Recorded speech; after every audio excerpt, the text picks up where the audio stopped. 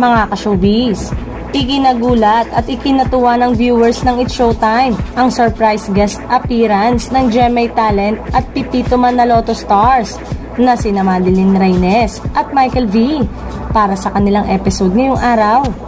Kabilang ang dalawa sa special birthday production number ng matalik nilang kaibigan na si Ogie Alcacid.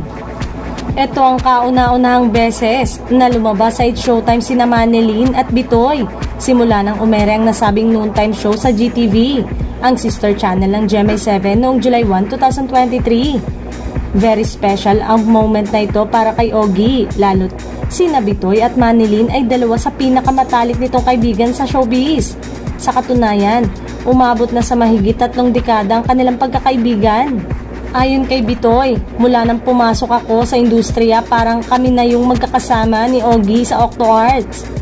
Dagdag pa nito, kaming tatlo actually. Nagpasalamat din si Ogie sa mga asawa ni Madeline at Bitoy na kanyang nakakontsaba para sa guest appearance ng dalawa at maging sa GMA7 executive sa pagpayag ng mga ito sa kanilang paglabas sa It's Showtime. Tinanong naman ng It's Showtime host na si Vice Ganda kung ano ang fondest memory ng mga ito kasama si Ogie.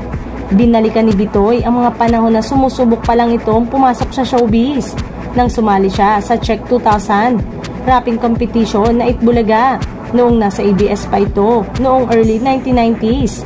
Kwento ni Bitoy, si Ogie ang dahilan kung bakit natalo ito sa nasabing kompetisyon. Aniya, ever since kasi nung alam ko dito rin sa ABS-CBN nangyari yon. Noong time na sumali ako sa Itbulaga at siya yung judge.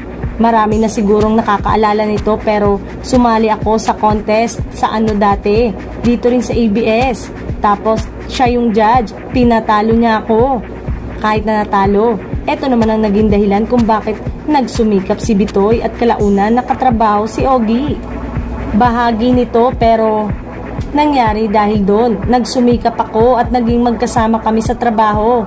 Tila nagiging normal na rin naman ang pagbisita ng Kapuso Stars sa Showtime dahil nga napapanood na ito sa GTV Channel 11. Kung tutuusin, first time na panood si Bitoy sa isang show ng Kapamilya Network at finally nagkita na rin sila ni Vice Ganda. Sabi kasi ni Bitoy, gusto niya na makabisita si Vice sa Bubble Gang sa anibersaryo ng nabanggit na programa.